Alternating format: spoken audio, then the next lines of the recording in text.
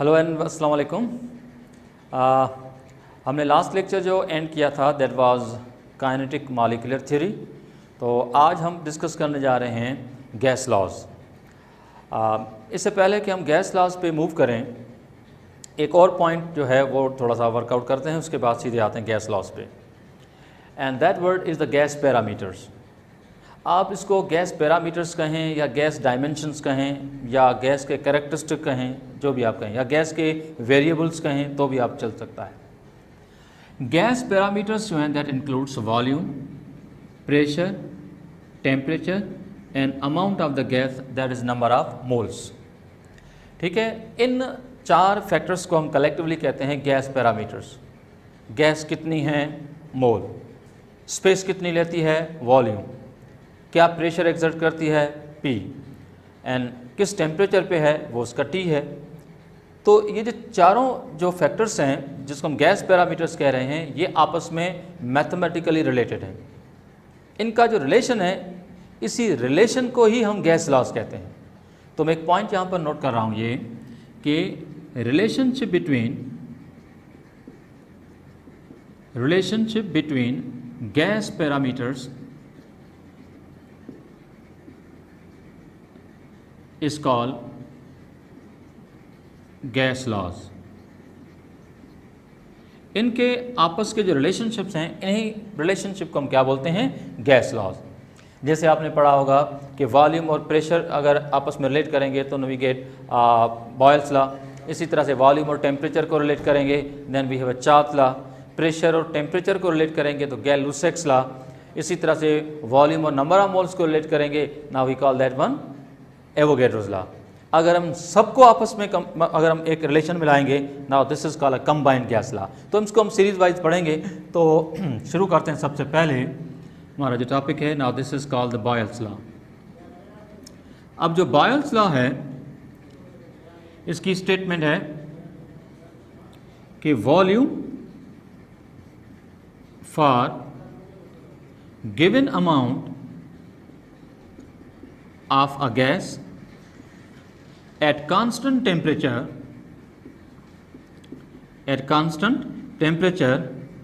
is inversely proportional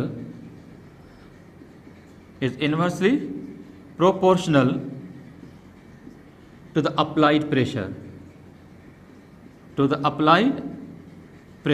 ठीक है, इसका मतलब यह है कि अगर हम किसी भी गैस की अमाउंट को फिक्स लें, since I told you fixed amount of a gas, a given amount of a gas, और उस गैस के टेम्परेचर को भी हम चेंज ना करें, by keeping the number of moles of the gas constant, by keeping the temperature of the gas constant, तो उस गैस का जो वॉल्यूम होगा वो प्रेशर से इन्वर्सली प्रोपोर्शनल होगा। मतलब प्रेशर बढ़ाएंगे तो वॉल्यूम कम और प्रेशर कम करेंगे तो वॉल्यूम ज़्यादा। इस पर्टिकुलर स्टेटमेंट का मतलब ये भी है कि हम जितने टाइम प्रेशर को बढ़ाएंगे उतने टाइम वॉल्यूम कम होगा, और जितने टाइम प्रेशर को कम करेंगे उतने टाइम वॉल्यूम बढ़ेगा। सपोज अगर मैं एक जनरल क्वेश्चन आप शेयर करूं कि मैं कहता हूं कि I am going to increase the pressure of the gas by 10%, तो जो भी एक्चुअल वॉल्यूम जो होगा, इनिशियल वॉल्यूम होगा गैस का, वो 10% कम हो जाएगा। इसी तरह से अगर मैं कहूँ कि I M increasing the pressure by 2-fold, अगर मैं प्रेशर को 2-fold इंक्रीज करता हूँ तो ऐसी सूरत में वॉल्यूम जो होगा वो 2-fold कम हो जाएगा, यानी 1/2 हो जाएगा। एक्चुअल वॉल्यूम का 1/2 हो जाएगा। तो दैट सिंपली मीन कि जितना टाइम प्रेशर चेंज होगा वॉल्यूम उसी हिसाब से चेंज होगा, लेकिन प्रेशर बढ़ाएंगे तो वॉल्यूम कम और प्रेशर कम करेंगे तो वॉल्यूम ज़्यादा। That simple. अच्छा, इस स्टेटमेंट को अगर मैथमेटिकल फॉर्मेट में लिखा जाए तो हम लिख सकते हैं कि volume is inversely proportional to pressure by keeping the N and T constant. इन दोनों फैक्टर को हम यहाँ पर क्या रखते हैं, कांस्टेंट। ठीक है, वेल तो अब आप देखें कि जो मैंने स्टेटमेंट लिखी है, इसको फर्ज करते हैं कि ये हमारी स्टेटमेंट नंबर 1 है, और जो हमने एक मैथमेटिकल फॉर्म लिखा है, ये हमारी स्टेटमेंट नंबर 1 जो है उसके साथ रिलेटेड है। तो ये स्टेटमेंट ठीक है मैथमेटिकल फॉर्मेट में और थ्योरेटिकल एस्पेक्ट में जो लिखी है, ये दोनों आपस में मैच कर रही हैं। आई थिंक यहाँ तक सबकी पॉइंट क्लियर होगी। अब आते हैं कि अगर वॉल्यूम इनवर्सली प्रोपोर्शनल है प्रेशर के, तो हम लिख सकते हैं कि volume is equal to K/P। ठीक है, volume is equal to K/P। Proportionality को हमने रिमूव किया तो हमने क्या लगाया, K। ठीक है, तो अल्टीमेटली हमारी फार्मूला बनेगी, now that is PV is equal to K formula क्या आया हमारे पास, P V is equal to K. अब ये जो P V is equal to K आया है, I can consider this formula as the number 2। ये हमारा फार्मूला नंबर 1 था, इसको सपोज मैं कर रहा हूँ फार्मूला नंबर 2। तो फार्मूला 1 जो थी उसको लेकर मैंने बायल्स लॉ को कैसे एक्सप्लेन किया आपके सामने है। अब मैं फार्मूला 2 को लेकर, फार्मूला नंबर 2 को लेकर अब मैं अगर बायल्स लॉ को एक्सप्लेन करूं तो मैं कह सकता हूं, ठीक है, हम ये कह सकते हैं कि product of pressure and volume for given mass of a gas at constant T, that means the temperature is always constant। इसका मतलब क्या हुआ, इसका मतलब ये हुआ कि अगर हमारे पास कोई भी गैस है, चाहे वो इनिशियल कंडीशन पे हो चाहे फाइनल कंडीशन पे हो, तो उस गैस का जो प्रोडक्ट होगा प्रेशर और वॉल्यूम का वो हमेशा फिक्स वैल्यू होगी, एक कांस्टेंट वैल्यू होगी। पर ये बात तब साबित होगी जब हमारे पास अमाउंट ऑफ गैस फिक्स हो और उस गैस का टेम्परेचर भी फिक्स हो, कांस्टेंट हो। By keeping the amount of the gas and the temperature constant, PV of that particular gas will always be constant. तो इस बात को समझाने के लिए कि how that PV is equal to K, ये पीवी जो है ये के ही इक्वल है, ये कैसे है, तो हम यहाँ पर एक सपोजिशन लेते हैं, सपोज कर लेते हैं, ठीक है, सपोज कर लेते हैं कि भाई गैस जो है कोई भी हम लेते हैं उसकी एक इनिशियल कंडीशन है, या आप कह सकते हैं उसकी एक इनिशियल स्टेट है, और इसी तरह से हम बाद में बात करेंगे उसकी फाइनल स्टेट की, ठीक है, और ये प्रूव करने की कोशिश करेंगे कि पीवी जो है वो के ही इक्वल है। वेल, तो सपोज करें कि अगर हमारे पास कोई भी एक गैस है, एक कंटेनर है, उस कंटेनर में हमने कोई भी एक गैस एनक्लोज की हुई है, suppose to be like that, ठीक है, और ये पिस्टन है जो कि गैस के ऊपर रखा हुआ है। अब गैस का जो वॉल्यूम है सपोज कर लेते हैं इनिशियल वॉल्यूम, क्योंकि इनिशियल स्टेट है तो हमारा जो इनिशियल वॉल्यूम है V1 वो सपोज टू बी है 2 डेसीमीटर क्यूब, फर्ज कर लेते हैं, ठीक है, और उस गैस का जो प्रेशर है P, ठीक है, गैस का जो प्रेशर है इस पिस्टन की वजह से, ठीक है, I can consider this one as a P1, ठीक है। Now this is suppose to be 1 ATM, कोई भी कंसीडरेशन कर सकते हैं, प्रेशर सपोज मैंने कहा 1 ATM है। अगर मैं इनिशियल कंडीशन पे जो प्रेशर है और वॉल्यूम है इसके P और इंटू V, यानी इसके P और V का जो प्रोडक्ट अगर मैं फाउंड करूं तो आप देखेंगे 2 × 1 हमारा आंसर जो आएगा वो आएगा 2, और हम क्या कहेंगे, हम कहेंगे 2 ATM × डेसीमीटर क्यूब, क्योंकि प्रेशर ATM में है, वॉल्यूम डेसीमीटर क्यूब में। तो हमारी इनिशियल जो प्रोडक्ट है PV की वो क्या आई है, 2 ATM। अब अगर इसी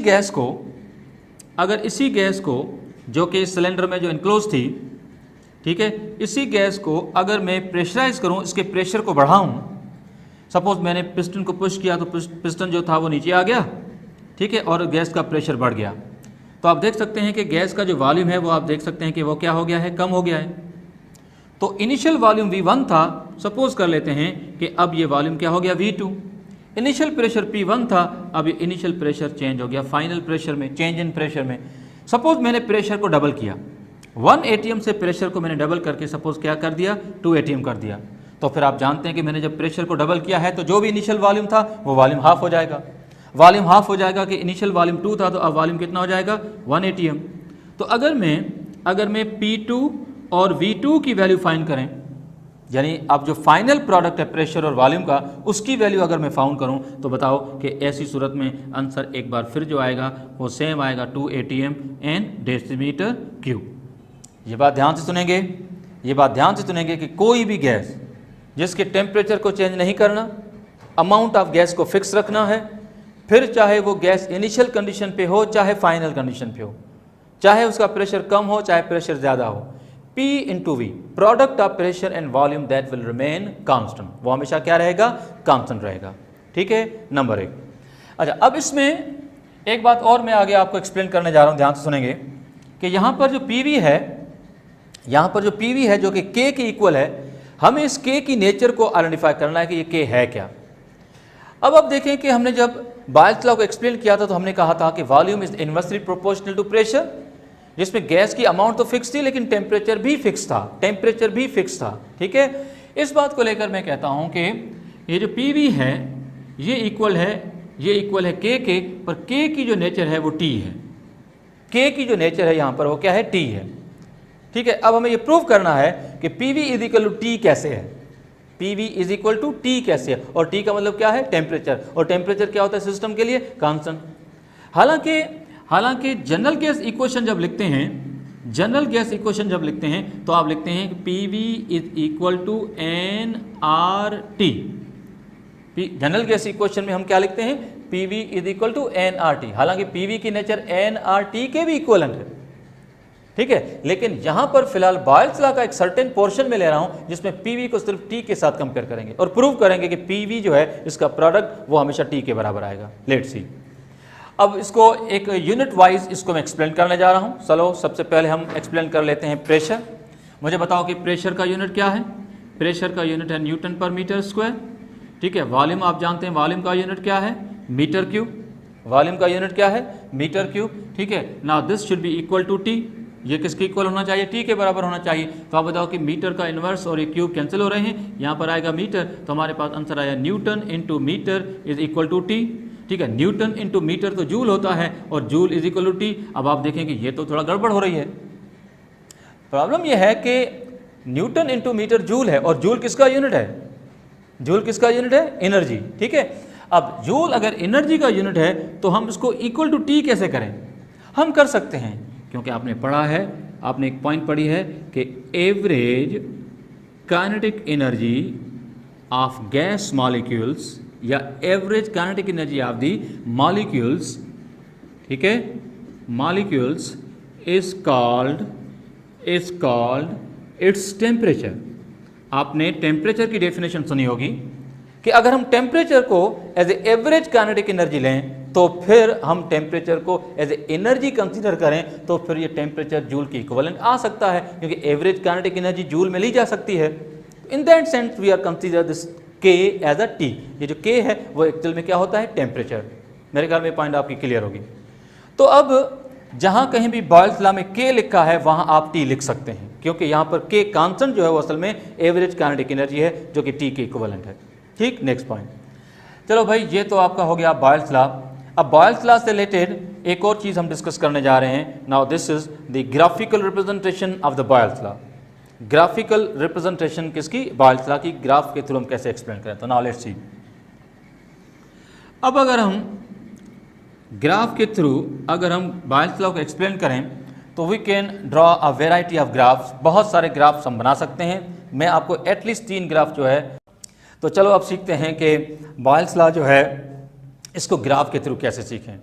तो ग्राफ तो हम वैसे बहुत सारे बना सकते हैं regarding to the Boyle's law. तो चलो शुरुआत करते हैं ग्राफ नंबर 1। अब पहला ग्राफ जो है वो हम बनाने जा रहे हैं वॉल्यूम और प्रेशर के बीच में। तो ज़रा देखें, एक है एक्स एक्सिस और एक वाई एक्सिस। तो एक ये है हमारी वाई एक्सिस और ये कौन सी है, एक्स एक्सिस, ठीक। अब ये पॉइंट ऑफ ओरिजिन है, यहाँ पर प्रेशर भी कंसीडर किया जाएगा 0 और वॉल्यूम जो हमने लिया है वो भी यहाँ पर क्या कंसीडर किया जाएगा, 0। लेकिन याद रखो कि हम बॉयल्स लॉ में जो बात कह रहे हैं वो है कि वॉल्यूम जो है वो इन्वर्सली प्रोपोर्शनल है प्रेशर के, जब हम एन और टी दोनों को क्या रखते हैं, कांस्टेंट।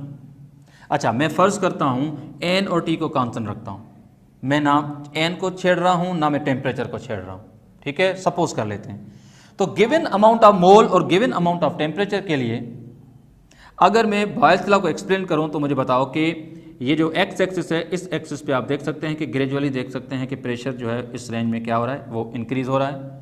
और अगर हम वाई एक्सिस पे देखें तो फिर यहाँ पर वॉल्यूम जो होगा वो ग्रेजुअली क्या होगा, वो बढ़ेगा, ठीक। और आप सब जानते हैं कि बॉयल्स लॉ में हमने क्या कहा कि volume is inversely proportional to pressure, मतलब प्रेशर कम होगा तो वॉल्यूम ज़्यादा होगा और प्रेशर बढ़ेगा तो वॉल्यूम कम होगा। अब शुरू में सपोज कर लेते हैं कि प्रेशर जो है वो कम है तो फिर वॉल्यूम जो होगा वो ज़्यादा होगा, पर जैसे जैसे प्रेशर आहिस्ता आहिस्ता बढ़ता जाएगा तो वॉल्यूम जो होगा ये भी आहिस्ता आहिस्ता क्या होगा, ये कम होता जाएगा, ठीक है। तो वॉल्यूम की जो कर्व है वो आप देख सकते हैं कहाँ से स्टार्ट हुई थी कहाँ तक पहुँची है, क्योंकि प्रेशर इंक्रीज हुआ है तो वॉल्यूम ग्रेजुअली क्या हुआ है, वो डिक्रीज हुआ है। तो इस तरह से जो ग्राफ हमें मिला है, now that kind of a graph is called a parabolic graph, जो इनवर्स रिलेशनशिप को रिप्रेजेंट कर रहा है, नंबर 1। नंबर 2, इस ग्राफ में एक कमी है वो ये कि we can not apply that particular topic the Boyle's law over the real gases under all condition. हम बॉयल्स लॉ को रियल गैसेस पे सभी कंडीशंस पे अप्लाई नहीं कर सकते।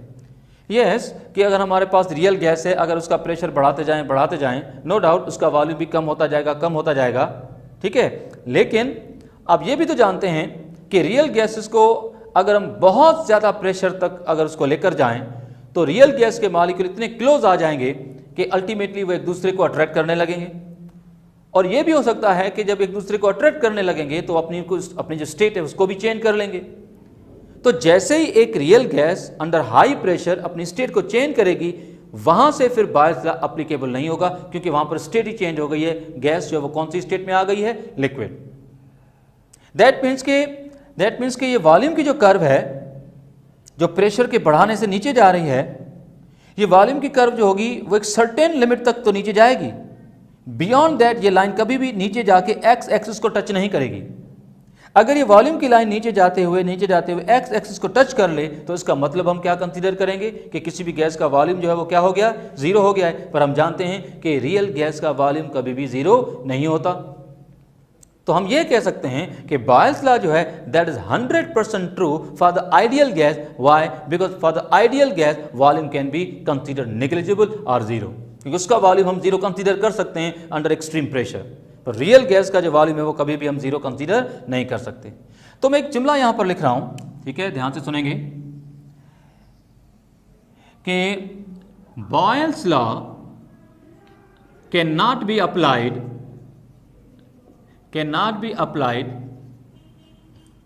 on real gases when pressure is extremely high। जब pressure extremely high होगा तो वहां पर हम क्या है कि हम वहां पर बॉयल्स लॉ को कंप्लीटली अप्लाई नहीं कर सकते, क्योंकि अब गैस अपनी स्टेट ही चेंज कर लेती है। अच्छा, अब आगे चलते हैं। तो आप जरा देखें कि अब हमारे एक पॉइंट हमने ये लिखी है कि भाई इस ग्राफ पैराबोलिक ग्राफ है, ठीक है, और पैराबोलिक ग्राफ में ये बात साबित हो रही है कि वॉल्यूम जो है उसकी लाइन कभी भी नीचे आके एक्स एक्सिस को टच नहीं कर सकती। लेकिन अगर इस पर्टिकुलर ग्राफ को अगर हम पढ़ें तो हम कह सकते हैं कि volume is inversely proportional to pressure. एक और ग्राफ भी है, एक और तरीका भी है ग्राफ के थ्रू समझाने का। तो जरा देखें, फर्ज करो कि अगर मैं एक लेता हूं y एक्सिस और एक x एक्सिस। अब हम लोग क्या कर लेते हैं कि y एक्सिस पे तो हम वॉल्यूम ले लेते हैं v, लेकिन जो आपका x एक्सिस है यहां पर प्रेशर के बजाय अगर मैं इनवर्स ऑफ प्रेशर को डिस्क्राइब करूं या इनवर्स ऑफ प्रेशर को अगर मैं मेंशन करूं तो चलो हम यहां पर लिख लेते हैं इनवर्स ऑफ प्रेशर। तो फिर इनवर्स ऑफ प्रेशर अगर x एक्सिस पे लिया है तो आप जानते हैं कि ये पॉइंट ऑफ ओरिजिन है, यहां पर inverse of pressure Aahista Aahista क्या होता होगा? बढ़ता होगा। तो मैं कोई भी 3 पॉइंट लेकर बात कर सकता हूं। सपोज इस पॉइंट पे, इस पॉइंट पे और इस पॉइंट पे सपोज कर लेते हैं। यहां पर अगर प्रेशर 1 है तो 1 का इनवर्स 1, ठीक है। यहां पर प्रेशर 2 है तो 2 का प्रेशर इनवर्स जो 1/2, ठीक है। और 3 है तो ये हो गया 1/3, ठीक है। तो मैं इसको यूं ले लेता हूं कि ये जो मैंने वैल्यूज लिखी हैं 1/1, 1/2, 1/3, ये जो वैल्यूज हैं ये वैल्यूज हैं 1/p की, यानी इनवर्स ऑफ प्रेशर की, ठीक है। लेकिन अगर इन वैल्यूज को सॉर्ट आउट किया जाए, मैं फिलहाल यहां से 1/p हटा रहा हूं क्योंकि मैंने 1/p यहां पर लिख लिया है। तो मैं अगर इन वैल्यू को सॉर्ट आउट करूं, को सॉल्व कर लूं, तो आप जानते हैं this would be 1, this would be 0.5, ठीक है, and this will be 0.333 and so on. तो ये जो वैल्यूज मैंने लिखी हैं, ये वैल्यूज मैंने लिखी हैं प्रेशर की। ये इनवर्स है, ये प्रेशर है। आप देख सकते हैं कि इनवर्स ऑफ प्रेशर इंक्रीज हो रहा है, लेकिन एक्चुअल में प्रेशर जो है वो क्या हो रहा है? डिक्रीज हो रहा है। अगर मैं आपसे पूछूं कि इन 3 पॉइंट्स पे वो कौन सा प्रेशर है जो सबसे हाईएस्ट है, प्रेशर हाईएस्ट है, तो डेफिनेटली आपका जवाब होगा ये, क्योंकि ये वो जगह जहां पर प्रेशर 1 है, जो कि गिवन वैल्यूज में से हाईएस्ट यही है।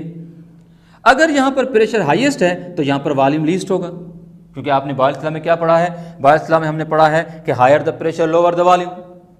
तो फिर हायर प्रेशर पे वॉल्यूम अगर लोअर है तो सपोज वॉल्यूम ये है, ठीक है। पर जैसे हम इस पॉइंट से इस पॉइंट तक आए तो इनवर्स बढ़ा लेकिन प्रेशर कम हुआ, क्योंकि प्रेशर कम हुआ है तो वॉल्यूम बढ़ेगा, वॉल्यूम बढ़ेगा तो इस पॉइंट पे वॉल्यूम बढ़ के ये हो गया है। और हम आगे बढ़े तो देखा कि इनवर्स ऑफ प्रेशर एक बार फिर बढ़ रहा है, लेकिन प्रेशर कम हो रहा है, क्योंकि प्रेशर कम हो रहा है तो वॉल्यूम जो है वो एक बार फिर बढ़ा। तो इस तरह से हमें एक स्ट्रेट लाइन मिली। What kind of a line we get? Straight line. पहले पैराबोलिक ग्राफ मिला था, अब हमारे पास जो ऑप्शन आया है वो स्ट्रेट लाइन है। लेकिन अब जब ये स्ट्रेट लाइन आई है, मैं यहाँ पर लिख लेता हूँ for the sake of your information, एक स्ट्रेट लाइन हमें मिली है, पर ये डायगोनल है।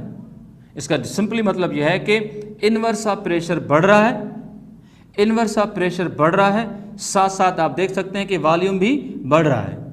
तो हम अब हम इसको वर्ड्स में एक्सप्लेन करें, बॉयल्स लॉ को हम यूँ कह सकते हैं कि वॉल्यूम जो है वो इनवर्स ऑफ प्रेशर से, ये जो वॉल्यूम है ये इनवर्स ऑफ प्रेशर से डायरेक्टली प्रोपोर्शनल है, क्योंकि इनवर्स बढ़ा तो वॉल्यूम भी बढ़ा। तो इसको वर्ड्स में अगर लिखा जाए तो इसको कुछ यूँ लिख सकते हैं कि volume of fixed amount, volume of fixed amount of gas at constant temperature is directly proportional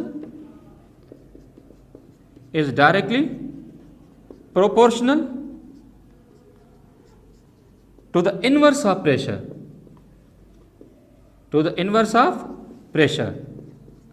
तो आई थिंक ये बात समझ आनी चाहिए। प्रीवियस जो पॉइंट थी उसमें हमने कहा था कि volume is inversely proportional to pressure, जबकि अब हम कह रहे हैं कि volume is directly proportional to inverse of pressure. बात एक है, सिर्फ अल्फाज की गेम है जो आपको डील करनी है। लफ्ज़ जो हैं वो तो डेफिनेटली चेंज है, लेकिन मतलब इन दोनों का क्या है? सेम है। तो चलो अब शुरू करते हैं एक और graph, the third one, that's it.